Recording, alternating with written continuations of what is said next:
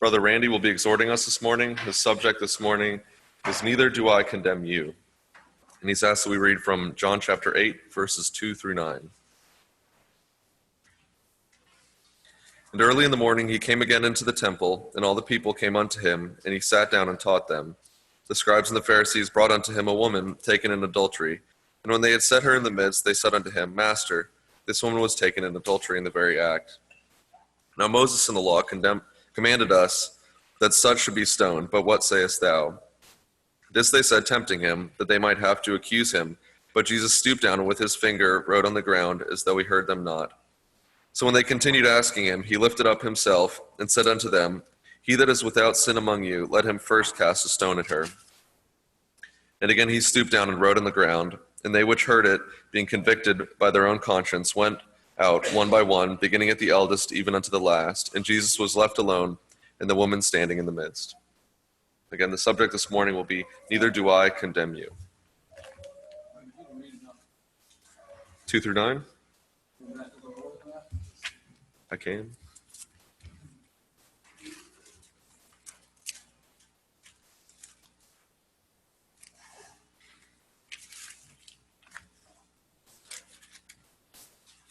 Oh, sorry, go to 2 to 11, I'm sorry. Okay. Continuing, so 10 and 11 as well. When Jesus had lifted up himself, and he saw none but the woman, he said unto her, Woman, where are those that thine accusers? Has no man condemned thee? She said, No man, Lord. And Jesus said unto her, Neither do I condemn thee. Go and sin thou no more. I call upon Brother Randy.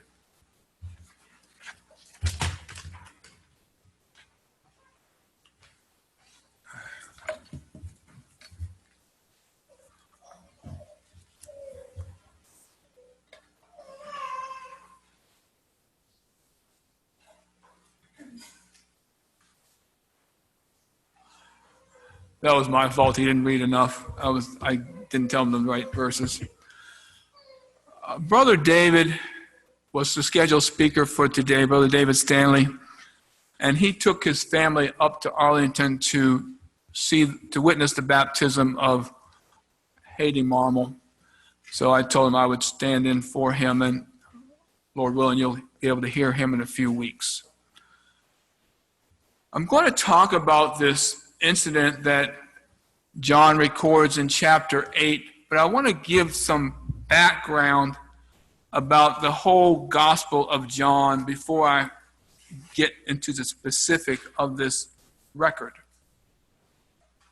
I did a review of the Gospel of John, and it appears to me that the Apostle John was motivated to write his Gospel by an understanding of Jesus that he acquired late in life. Bible scholars place the writing of that gospel at sometime between 85 and 90 AD, which means that John was probably 75 years old and could have been older than that. And at least 3 accounts of Christ's life were already in circulation among the brethren at the time that he decided to write his gospel. So he had something that he was trying to present. And I think what he grew to understand, which motivated him to write his gospel, was that Jesus was truly the Son of God. Not just the Son of God by birth, but more importantly, the Son of God in his character. He was like his Father. Now, this was not something obvious to those who observed Jesus during his ministry, including John. Displaying the character of God at all times was only achieved by Jesus emptying himself completely, which required an unwavering focus. John's understanding was an important understanding. The character of God, I think I might be.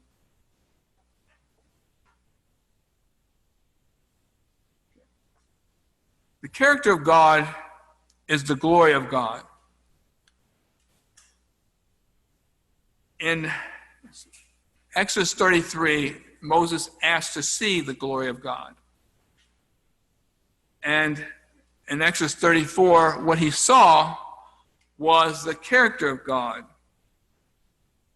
Merciful and gracious, long-suffering and abundant in goodness and truth, keeping mercy for thousands, forgiving iniquity and transgression and sin, and that will by no means clear the guilty.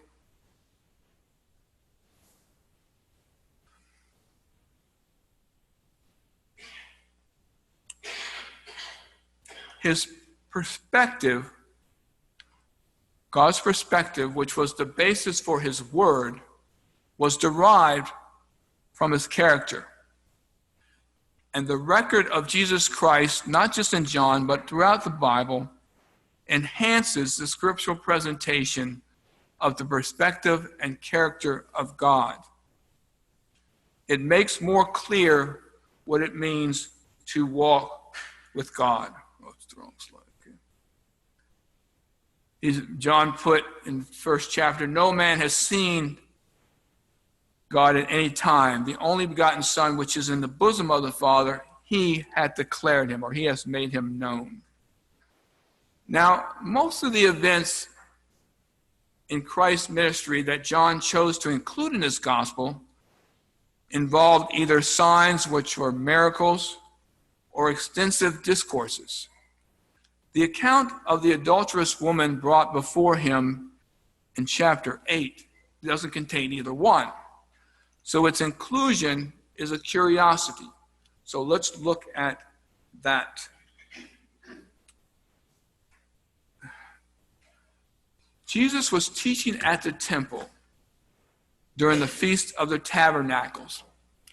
And his teaching one day was abruptly interrupted by a party of scribes and Pharisees thrusting a fearful woman in front of him. She had been caught. She'd been caught in the act of adultery.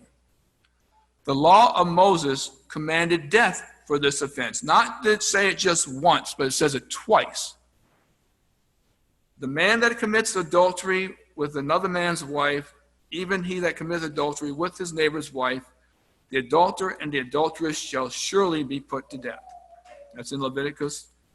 In Deuteronomy says about the same thing. If a man be found lying with a woman married to an husband, then they shall both of them die, both the man that lay with the woman and the woman. So shalt thou put away evil from Israel. So it was condemned, and death was to be executed for the offense. So, how would Jesus rule? They knew what the law said. Would Jesus rule differently? The scribes and the Pharisees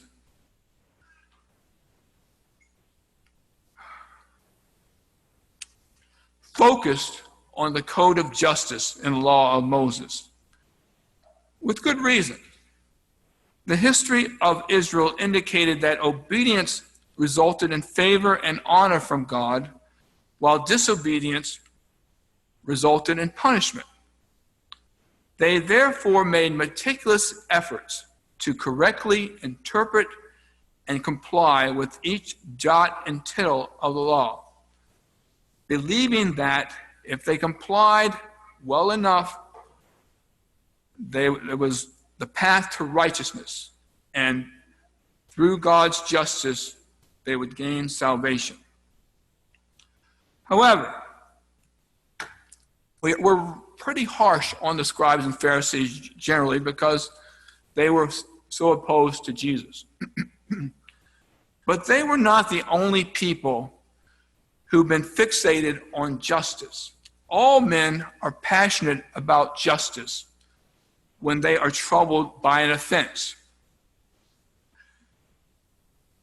King David, described as a man after God's own heart, declared that justice would surely be executed when hearing Nathan's account of a rich man with many flocks and herds taking and killing the only lamb of a poor man for the sake of feeding a guest. David got irate when Nathan said this. And he says, as the Lord lives, the man that has done this thing shall surely die, and he shall restore the land fourfold because he did this thing and because he had no pity. You might recall that restoring it fourfold was prescribed by the law for stealing. So this man was going to die for doing this. John also was ready to execute justice when he believed that some Samaritans had wronged Jesus. He said, Lord, wilt thou that we command fire to come down from heaven and consume them, even as Elias did? So he was quite ready when he was upset about something to say, justice has got to be served. All right, back to the woman. The woman's guilt was clear. She'd been caught in the act of adultery. Now it was Jesus that was on trial. Several false messiahs had been appearing among the Jewish people during these times.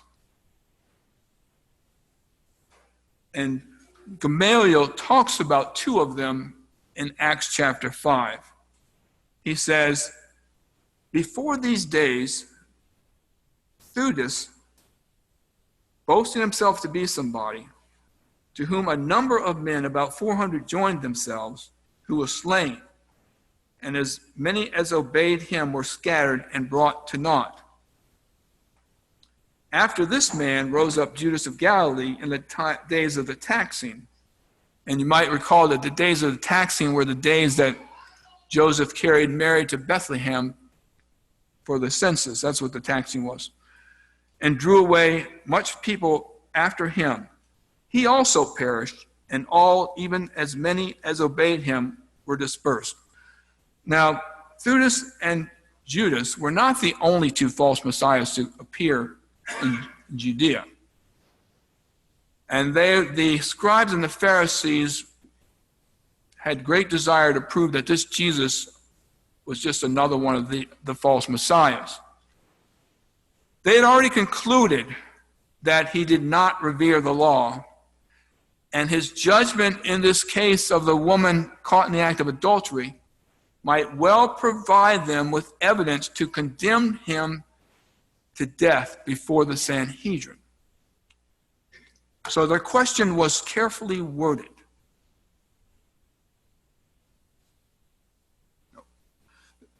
They said, now Moses in the law commanded us that such should be stoned.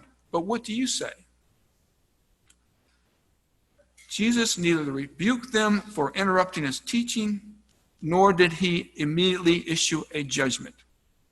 He instead stooped and started writing on the ground. The scribes and the Pharisees, eagerly anticipating a judgment that would lead to his condemnation, repeated the question, probably several times. In time, Jesus rose, and directing their gaze as to what he had written, issued his judgment. He that is without sin among you, let him first cast a stone at her. So then he stooped again and continued writing. Whatever he wrote turned the tables. The scribes and the Pharisees were now on trial with regard to obeying the law, and their own consciences condemned them. He didn't say a word to condemn them. Their own consciences condemned them. While Jesus was still writing, they silently walked away, one by one, beginning with the oldest. And it's probably noteworthy that this incident was never, to our knowledge, brought up when they were trying him right before the crucifixion. Finally, only the woman remained before the stooped Jesus and the group that Jesus had been teaching. Jesus soon stood up. The previous few minutes had probably brought the woman little peace. She could not deny her sin, and Jesus' ruling about her accusers was uncompromising. surely she would fare no better. So his comment and subsequent judgment must have startled this woman. Woman, where are those thine accusers? Has no man condemned thee? No man, Lord. Well, neither do I condemn thee. Go and sin no more. Justice? No. The law judged that this woman should die for her sin. Why then did Jesus depart from the law's judgment? What he had in front of him was a clear case of a sinner deserving of death.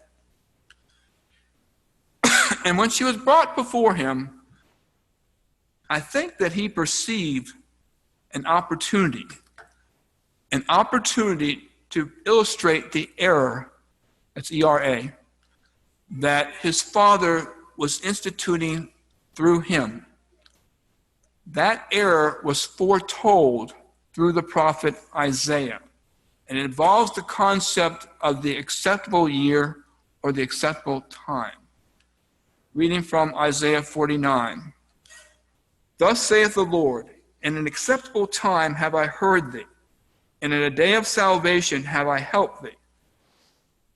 And I will preserve thee and give thee for a covenant of the people, to establish the earth, to cause to inherit the desolate heritage, that thou mayest say to the prisoners, go forth, to them that sit in darkness, show yourselves. They shall feed in the ways, and their pastures shall be in all high places.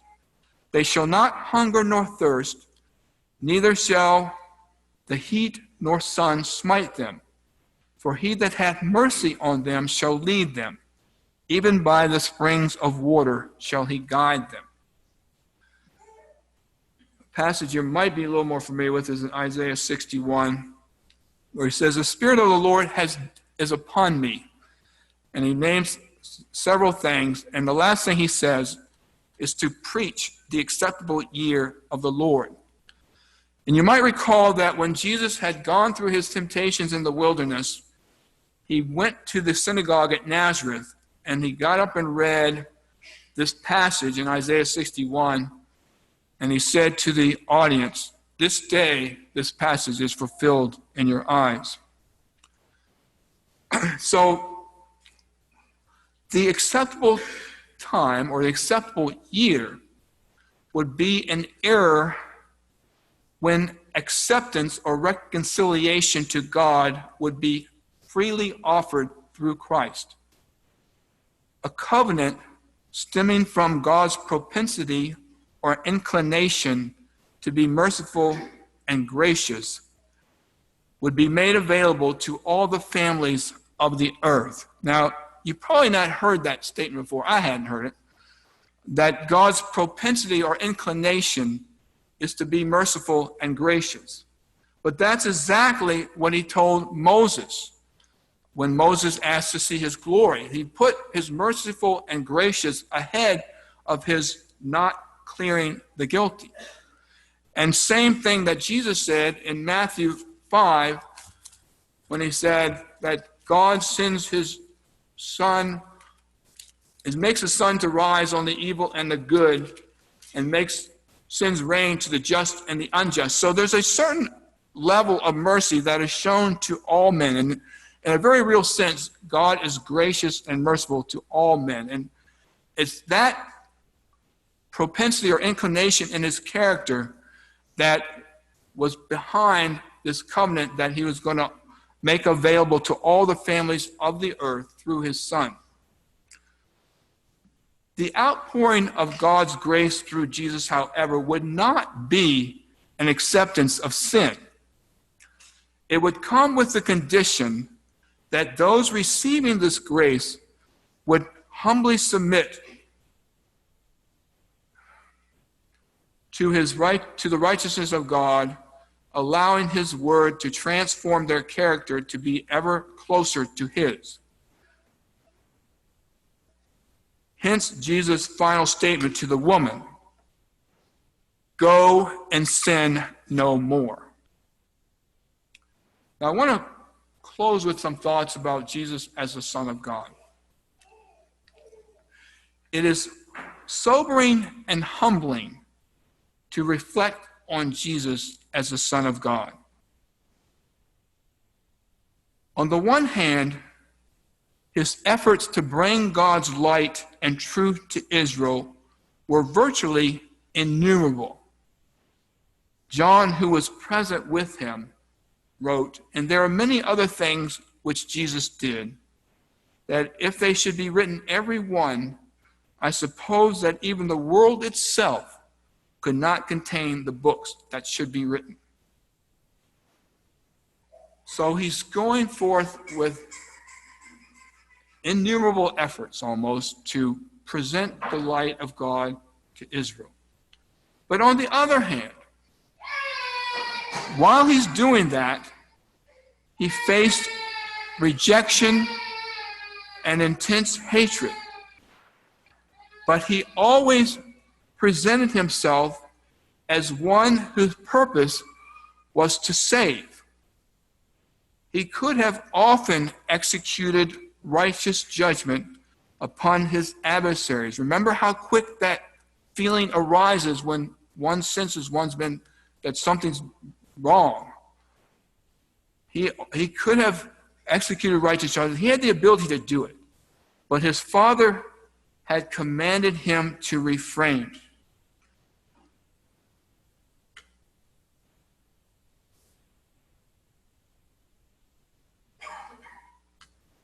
John wrote that Jesus said, "If any man hear my words and believe not, I judge him not. For I came not to judge the world, but to save the world. He that rejecteth me and receiveth not my words hath one that judgeth him. The word that I have spoken, the same shall judge him in the last day.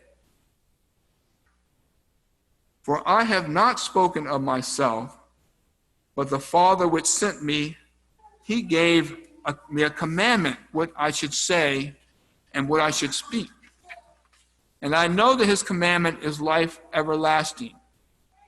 Whatsoever I speak, therefore, even as the Father said to me, so I speak." So his Father gave him a commandment to refrain, to not judge in those years. So this is the Jesus that John presents in his gospel. Jesus, the Son of God.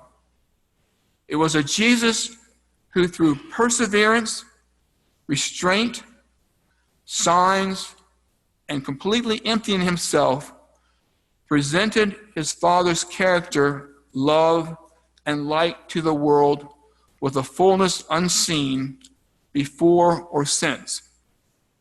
Now, perceiving this, John commented, "For God so loved the world that he gave his only begotten Son, that whosoever believeth in him should not perish, but have everlasting life.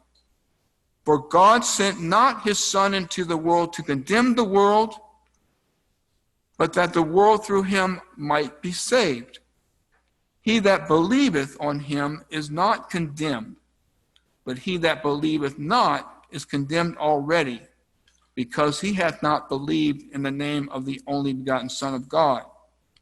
And this is the condemnation, that light is come into the world, and men love darkness rather than light, because their deeds were evil." So I got to thinking and did some research. I said, is this the first time in the Jewish history of the Bible that the crucifixion of Jesus Christ is expressed as God's love? And the answer is no. Oops, that's the rest of it. The answer is no. Paul had written earlier to the Roman brethren, "For when we were without strength, or when we were sickly, in due time Christ died for the ungodly. But God commendeth his love towards us, in that while we were yet sinners, Christ died for us. But it's this version, John's version, that has resonated so much with the Gentiles throughout the world who have heard the gospel taught. So it's so familiar to us. I want to read it one more time and think about your life, and I think about my life in the context of this. For God so loved the world that he gave his only begotten Son, that whosoever believeth in him should not perish, but have everlasting life. For God sent not his Son into the world to condemn the world, but that the world through him might be saved. He that believeth on him is not condemned, but he that believeth not is condemned already, because he had not believed in the name of the only begotten Son of God. And this is the condemnation, that light is come into the world, and men love darkness rather than light, because their deeds were evil. Thank you.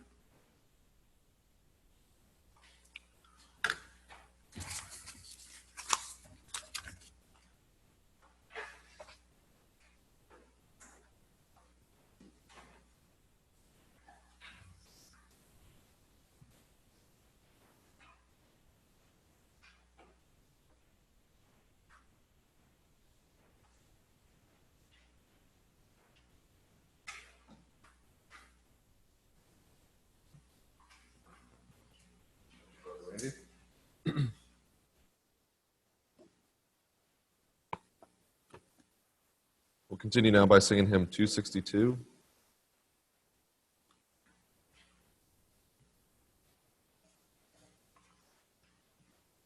The true Messiah now appears.